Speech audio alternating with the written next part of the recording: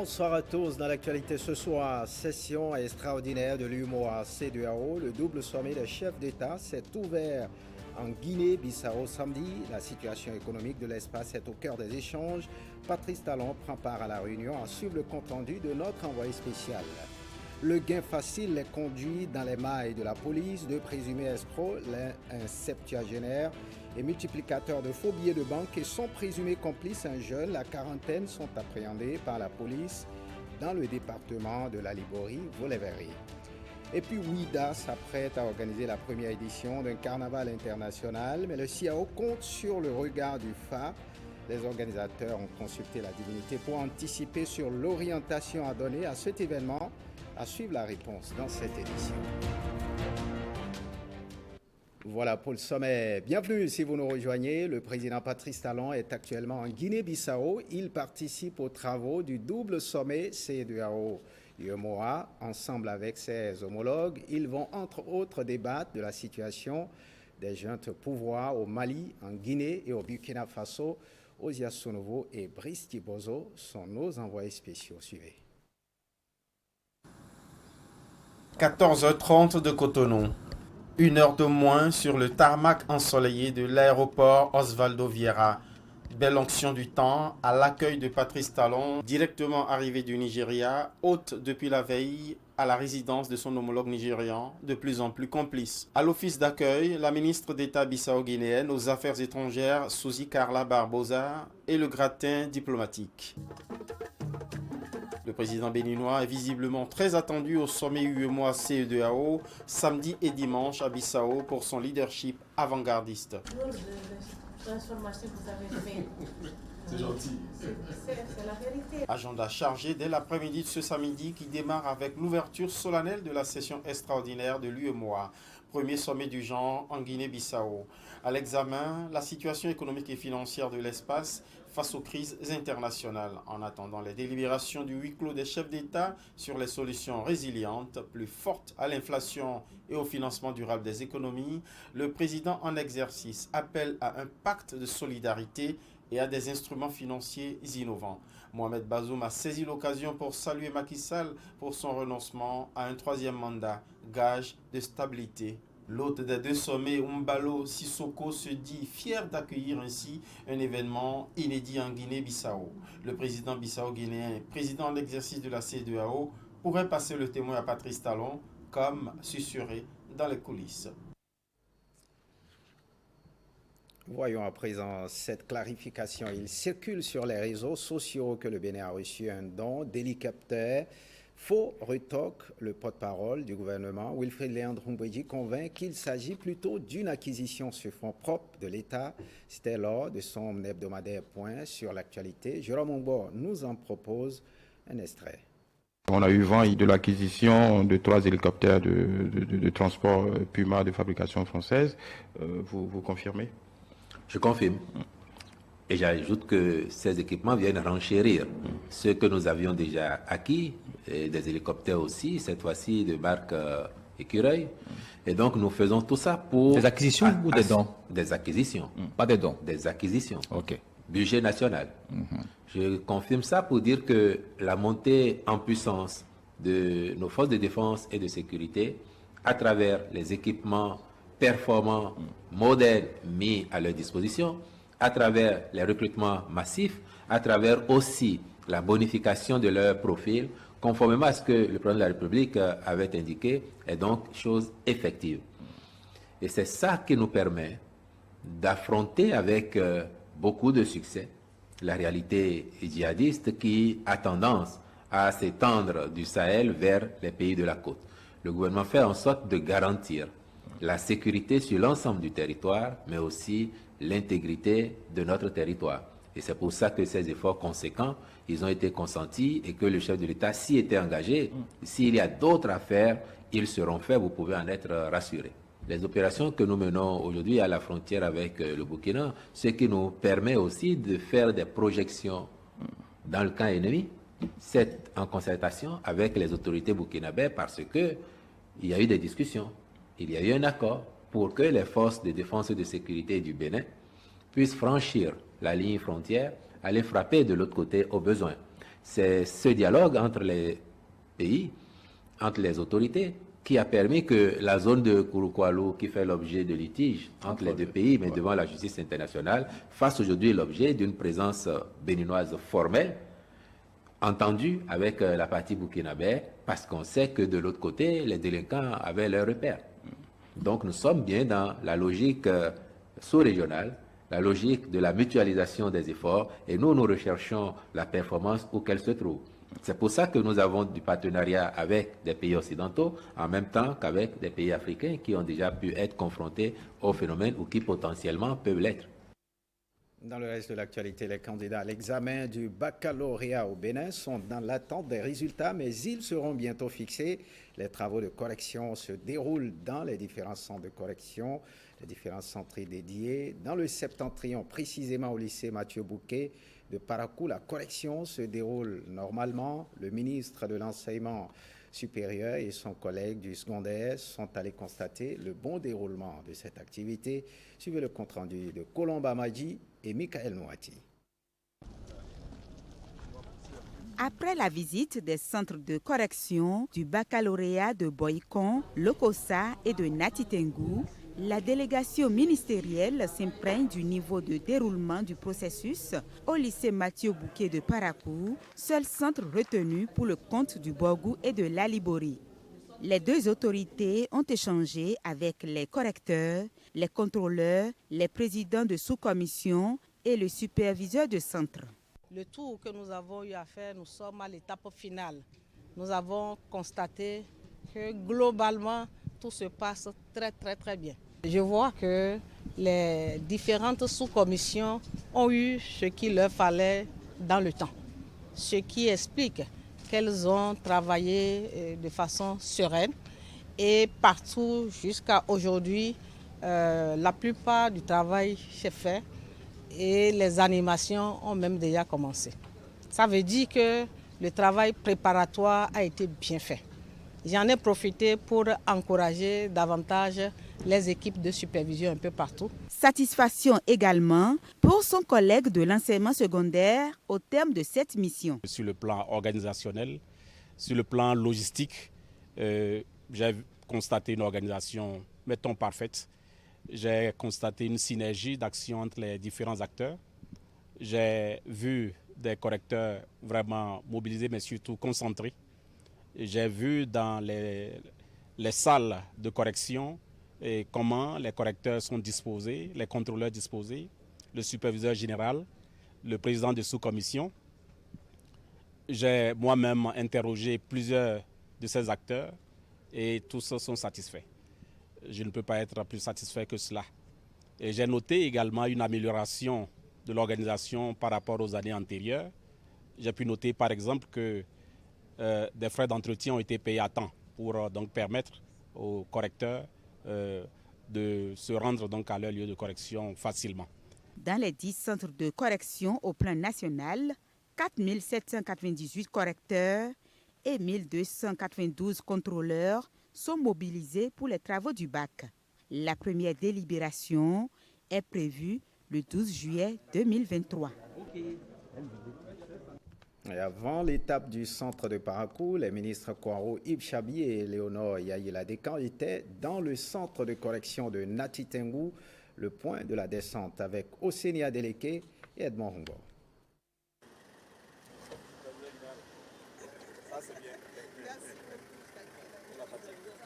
Les ministres Éléonore Yaïla Dekan et Kouaro Yves Chabi sont ici, au lycée des jeunes filles de Natitengu, l'un des centres de correction du baccalauréat, session de juillet 2023. Cette visite des autorités en charge de l'éducation s'inscrit dans le cadre de s'imprégner du déroulement de la phase d'appréciation des copies des candidats et vérifier aussi l'environnement dans lequel se déroulent les corrections. Ce matin, vous nous avez vus circulant dans les sous-commissions pour voir comment les collègues sont concentrés, comment ils sont à l'œuvre et surtout pour les encourager, les soutenir. Je suis très satisfait.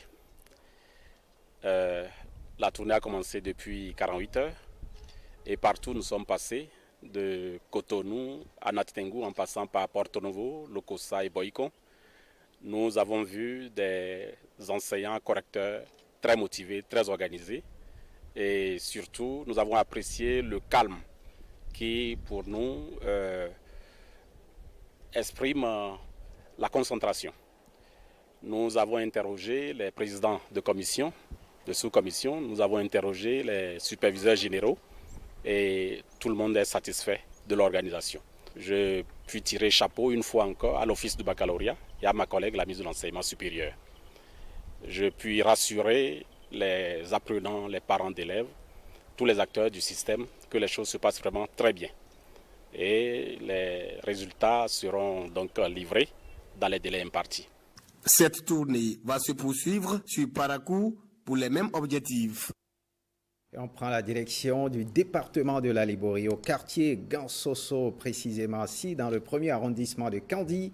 2 cerveaux présumés d'un réseau d'escroquerie et de maraboutage sont arrêtés depuis mercredi 5 juillet dernier par les éléments du commissariat central de Kandji. Ronald Robinson et Kadnel Capo reviennent ici avec un peu plus de détails sur leur forfait. Suivez. 2 individus, dont l'un est un repris de justice, appâtés par le gain facile, se sont fait escroquer par 2 marabouts membres d'un réseau de faussaires. Des faux billets et plusieurs milliers de coupures de papier vierge au format de billets de banque ont été découverts chez les escrocs. Ils sont venus déposer une plainte, soit disant qu'ils ont été escroqués à hauteur de 4 200 000. En échange de fabrication de billets de banque, ils avaient un rendez-vous avec les 10 marabouts. Il a demandé à ce qu'ils aillent là-bas accompagnés de la police. Et réellement, on a pris les 2 présumés marabouts. Le jeune de la quarantaine, c'est lors de la perquisition dans son domicile qu'on a constaté qu'il a des faux billets de banque. Le montant total fait 1 190 000.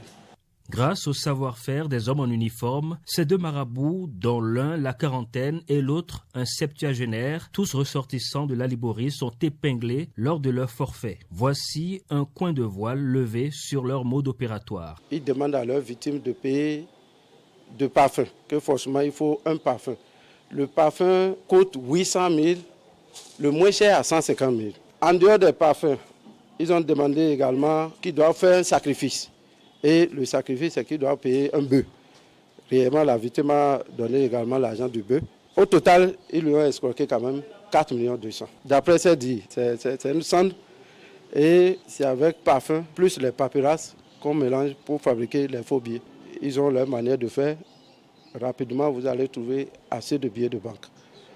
Une fois chez vous, vous constaterez que ces billets de banque se sont transformés en papier. À Kandji, 2 faux billets sont en circulation, prévient le commissaire de Kandji. Il invite les populations à la prudence. 3 individus détenteurs de billets contrefaits avaient été appréhendés environ 3 mois plus tôt. Nul ne peut fabriquer de l'argent si ce n'est pas au niveau de la banque centrale. Des marabouts qui se disent qu'ils sont fabricants de billets, moi je crois que c'est très faux. Ces 2 faussaires, pris en flagrant délit, seront présentés au procureur de la République du tribunal de première instance de 2e classe de Kandji pour connaître leur sort. Parlons à présent protection de l'enfant. Que retenir des actions menées dans le département du Mono dans le cadre de la protection de l'enfant? La question a été abordée lors de la première session du comité départemental à la préfecture du Mono. La séance a mobilisé tous les directeurs départementaux du Mono et des représentants des organisations de la société civile intervenant dans le secteur de la promotion et la protection des droits de l'enfant. Fleur, Olive Osogoé et Ernest Tegou. L'une des réformes majeures en cours dans le secteur social au Bénin est la transformation des centres de promotion sociale en guichet unique de protection sociale. La vision de l'exécutif est de rendre les prestations et services sociaux accessibles à tous. La réforme de transformation des CPS en guichet unique de protection sociale, ce que recouvre donc les guichets uniques de protection sociale, on a essayé de partager avec les différents acteurs et les gaps en termes de compétences. Dans le Mono, on retrouve également des enfants dans les carrières de gravier, mais d'autres violations des droits des enfants sont aussi observées. Nous avons retrouvé des enfants qui ont été victimes de violences, des enfants qui ont été privés de certaines libertés, des enfants qui se sont retrouvés face à la justice, des enfants qui ont été retrouvés sur les carrières, dans les marchés et pourquoi pas dans les débits de boissons. L'enfant est le père de l'homme, donc nous devons travailler pour assurer une éducation de qualité, une relève de qualité à travers donc les dispositions que nous allons prendre pour protéger les droits de ces enfants, le respect des droits fondamentaux de la personne humaine, qu'elle soit de la première génération, de la deuxième et pourquoi pas de la troisième génération. Les défis pour une meilleure protection de l'enfant dans le département du Mono restent essentiellement liés à la disponibilité de l'information. La direction départementale des affaires sociales et de la microfinance voudrait les mois à venir faire un recensement des acteurs intervenant dans le secteur de la protection des enfants pour plus de synergie d'action. Et puis la Commission béninoise des droits de l'homme tient au respect des droits des personnes en détention au Bénin. Elle a donc initié à l'endroit du personnel de l'administration pénitentiaire une formation sur les règles de traitement des détenus. L'activité réunit des représentants de toutes les maisons d'arrêt du Bénin. Fleur Olivo-Sogoé nous en parle. Les règles Nelson Mandela en matière de traitement des personnes détenues sont passées en revue au cours de cet atelier. Elles sont fondées sur l'obligation de traiter tout détenu avec respect et dignité. Elles interdisent aussi la torture ainsi que d'autres traitements cruels. Lorsque nous effectuons les missions au niveau de vos maisons d'arrêt et au niveau des prisons civiles, nous faisons également, comme vous, les constats liés aux difficultés d'exercice de votre mandat. Cette formation vient à point nommé, puisque lorsque nous avons fait notre dernière visite chez vous, nous nous sommes rendus compte que la plupart des responsables de ces maisons d'arrêt prison sont, je dirais, nouveaux dans le mandat. Conscient des conditions de vie parfois difficiles en milieu carcéral, le gouvernement du Bénin a entrepris plusieurs réformes pour aligner son système pénitentiaire aux normes internationales. L'administration pénitentiaire salue l'initiative de la Commission béninoise des droits de l'homme qui a décidé de contribuer à la formation de son personnel sur l'ensemble des règles minimales révisées des Nations Unies pour le traitement des détenus, dites règles Nelson Mandela, et autres normes internationales en matière de droits des personnes détenues. Cette activité se mène dans le cadre du projet d'opérationnalisation de la Commission des droits de l'homme, financé par l'Union européenne. Reconnaissant la valeur du travail de ces hommes et femmes, l'UE promet un accompagnement continuel pour la promotion des droits de l'homme en milieu carcéral au Bénin. Autre combat dans cette édition, la direction départementale du travail du COFO lutte contre le travail des enfants. Elle sensibilise à cet effet les présidents des exploitations, des exploitants miniers et les responsables des collectifs des artisans du COFO. Olivo Sogoé nous en parle. Le code pénal et le code de l'enfant interdisent le travail des enfants en République du Bénin. Pourtant, le phénomène continue dans plusieurs régions, dont le département du Koufou. Mais il est nécessaire que les acteurs que vous êtes soyez informés de tous les tests. On dit, il est censé ignorer la loi. Mais quand vous arrivez devant le juge des mineurs, que vous ayez lu les tests ou non, ce n'est pas son problème. Parce que vous avez fait entorse au développement de cet enfant-là. Ils doivent être éduqués ou vous avez bloqué cela. Les actions engagées entrent en ligne de compte dans l'atteinte des résultats de l'ODD 8. Le gouvernement a mené bien d'autres actions qui aujourd'hui amènent le taux du travail des enfants de 52,4% à 19,19% aujourd'hui. Les cas de vente, d'exploitation des enfants dans les carrières de graviers et sables sont légion dans le département du Koufou. Des actes punis par la loi, y compris la non-dénonciation de crimes. Il faut déjà relever que la vente d'enfants est une infraction, qui est par ailleurs une pire forme du travail des enfants est interdite, une infraction réprimée. Elle est réprimée dans la mesure où elle est passible de la réclusion criminelle à perpétuité. Il en est de même de la traite d'enfants. La pornographie infantile, c'est aussi une infraction réprimée d'une peine d'emprisonnement allant d'1 an à 10 ans, ainsi que des peines d'amende et s'il y a lieu de la condamnation à des dommages-intérêts. La cinquantaine d'acteurs formés par la direction départementale du travail et la préfecture du Koufo sont désormais des ambassadeurs de la lutte contre le phénomène du travail des enfants dans les 6 communes du département du Koufo. Du 9 au 7 juillet, 36 jeunes venus des 6 communes de la Liborie ont été formés dans le contrôle et la vérification des pipelines dans le département de la Liborie. C'est une opportunité d'embauche qu'offre ainsi aux jeunes le gouvernement béninois en partenariat avec la société WAPCO Bénin dans le cadre de la sécurisation des installations par des jeunes des localités touchées par le projet de construction du pipeline Export Niger-Bénin.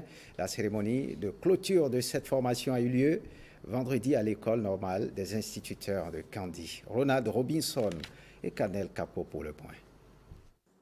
36 jeunes aguerris comme agents patrouilleurs des pipelines pour les besoins de la société WAPCO Bénin. C'est le résultat de 30 jours de formation rondement menés par la direction départementale de la police républicaine de la Liborie et des techniciens de WAPCO Niger. Une initiative du ministère des enseignements secondaires techniques et de la formation professionnelle. Dans l'avenir, ces jeunes qui ont été formés seront déployés sur les stations de pompage et les installations de WAPCO pour pouvoir opérer la surveillance de ces installations. La formation a été meublée par une sortie pédagogique sur la station de pompage de Gogounou qui a permis aux jeunes d'appréhender les réalités du terrain. Nous avons essayé d'agencer des modules qui pourront être utiles pour ces gens qui sont chargés quand même d'une fonction qui est comme une fonction de police. WAPCO est une entreprise qui œuvre pour la formation des Béninois et espère toujours que ce processus-là soit suivi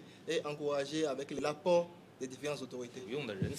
Ce transfert de compétences répond à l'engagement du gouvernement de renforcer systématiquement et stratégiquement les compétences des jeunes et professionnels dans tous les secteurs porteurs et prioritaires de l'économie nationale. Nous souhaiterions être embauchés dans le dit projet en tant qu'agent vérificateur et protecteur du pipeline Bénin-Niger, afin de mettre en pratique les connaissances acquises dans le but d'assurer la sécurité efficace des installations du pipeline. Nous souhaiterions que ce soit avec les autres partenaires, avec le ministère et surtout avec votre employeur, avec WAPCO, qu'il y ait de temps en temps des recyclages pour vous permettre de vous aguerrir et d'être toujours au point et de vous remettre tout le temps en question. Sur le terrain, on reconnaît vraiment cette formation que vous avez acquérie au cours de ce laps de temps, si cela a été vraiment fait très bien ou pas. Donc nous comptons sur vous. Toute ma reconnaissance au nom du gouvernement du président Patrice Talon, aux responsables de l'entreprise WAPCO, pour le respect de cet engagement de responsabilité sociale. Ce projet de construction de pipeline Export Niger-Bénin traverse les communes de Gogounou, Kandi et Malanville au niveau de la Liborie. Un mot de sport. Les athlètes du roller sport sont en pleine préparation des prochains mondiaux en Italie. Daniel Ada et Hugues Zisouzuno ont fait une immersion dans les séances d'entraînement sous le regard avisé de l'encadrement technique. Suivez. Une vue imprenable dans ce magnifique décor du monument de l'Amazone. Derrière la nouvelle attraction touristique, 12 patineurs sont venus s'entraîner ce lundi après-midi, très ensoleillé à Cotonou. Température 26 degrés, un vent de 21 km/h et un taux d'humidité de 79%. Conditions climatiques idéales pour une séance bien accomplie.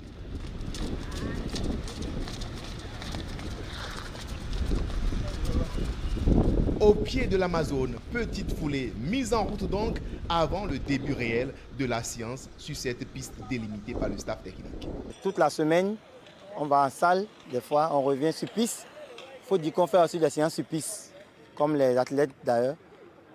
Après nous revenons sur la piste de roller pour rouler aussi. Après l'échauffement sous la houlette du préparateur physique Raoul Idou, les 12 athlètes sont soumis pendant une quinzaine de minutes à l'exercice de patin au sol. Un exercice qui permet de développer une bonne poussée des athlètes lors des grandes compétitions. Ces athlètes révisent également leur gamme sur la gestion des 2 virages, lieu très déterminant dans la réalisation de grosses performances par le patineur. Cette répétition est un avant-goût du stage de préparation qui aura lieu les prochaines semaines à Paris en prélude au championnat du monde prévu fin août en Italie. Et pour ces mondiaux, Jude Nupokenu, 5 fois champion du Bénin, à la fois athlète et entraîneur, vise clairement l'or. Mon objectif, c'est vraiment challenger le niveau mondial. Parce que j'ai remarqué qu'au niveau africain, on est un peu limité et nos objectifs sont restés pendant plusieurs années sur le plan africain. Donc il est vraiment temps qu'on se révèle et qu'on arrive à challenger quand même les champions du monde. C'est possible. À ces mondiaux, le continent sera représenté par l'Égypte et le Bénin. La représentante des Amazones, Raoudat Demba Diallo, étudiante actuellement en licence, boursière à Epitech, exonérée de la colossale scolarité grâce à son talent en classe et surtout au roller sport, envisage briser le plafond de verre lors de ces mondiaux. Au gala des champions passés, j'ai eu une bourse qui m'a permis de m'inscrire à Epitech, qui est une école d'expertise informatique. Donc de base, je voulais faire de l'informatique, mais je ne savais vraiment pas trop dans quelle école m'inscrire. Donc juste après mon bac, j'ai découvert cette école, j'ai fait un peu de recherche et j'en ai parlé aux parents. Donc je les ai convaincus et ils m'ont donc inscrit grâce à cette bourse-là. L'ambition d'abord pour le championnat du monde qui arrive, c'est de ramener la première médaille mondiale au Bénin et ensuite remporter mon 5e titre de championne d'Afrique. En attendant l'expédition translapine, les patineurs ont fait le 100 mètres avec les parachutes. L'athlète doit se battre pour effectuer des temps rapides à l'entraînement afin d'être plus compétitif le jour J. Dernière partie de cette séance qui a duré environ 2 heures, les 500 mètres plus une distance choisie et les 1000 mètres à points à élimination. Les athlètes et le premier responsable de cette fédération sont très heureux de travailler ici, eux qui s'entraînent de moins en moins depuis qu'ils étaient privés d'un cadre adéquat. Et depuis que le stade est en rénovation, ça a été très difficile pour nous d'entraîner l'équipe nationale, ce qui fait que ça a commencé par agir sur la performance des athlètes. Mais aujourd'hui, c'est un soulagement pour nous de trouver d'espace pour mieux les entraîner. Désormais, les 866 licenciés pourront s'entraîner dans de meilleures conditions pour plus de médailles. En 10 ans de création, le roller sport béninois a remporté 276 médailles sur le plan international, dont 123 en or, 85 en argent et 68 en bronze. Malgré une vitrine déjà bien garnie, cette fédération sportive n'entend pas donc s'arrêter en si bon chemin. L'entraîneur national espère de nouvelles médailles le mois prochain. Avec le travail qui est fait et vu l'expérience que j'ai, je tiens à vous dire qu'il y a de l'espoir. On peut revenir avec des médailles. Peut-être que l'aube nouvelle va retentir en Italie.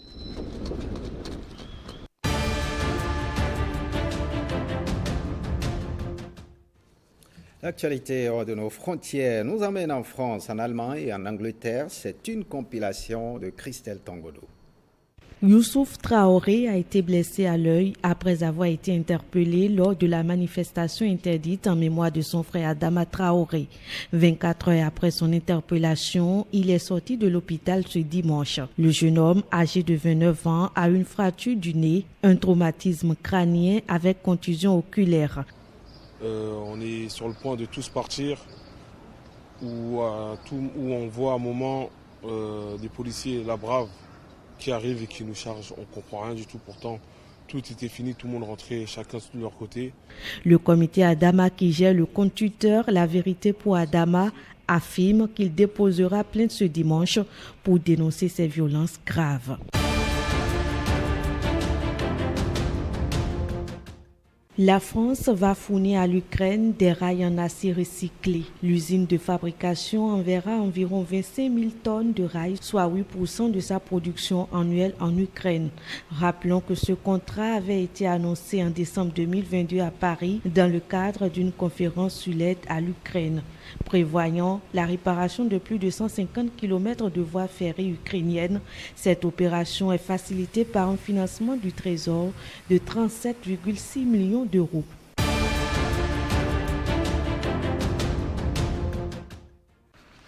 Le pape François a annoncé ce dimanche la création de 21 nouveaux cardinaux venant du monde entier lors du consistoire qui aura lieu le 30 septembre prochain. Cette assemblée de cardinaux sera la 9e pour la création des cardinaux sous le pape François. Les cardinaux de moins de 80 ans vont alors participer au vote pour désigner le successeur du pape François. Voilà, retenez que la ville de Ouidah va accueillir en décembre prochain la première édition du Carnaval international de Ouidah. CEO, les organisateurs anticipent et consultent le FRA pour avoir une idée du signe sous lequel ça va se dérouler. Vous aurez le reportage dans notre édition de 23h30. Fin de cette édition, merci de l'avoir suivi. Bonne suite des programmes sur l'ORTB et bonne semaine à tous et à toutes.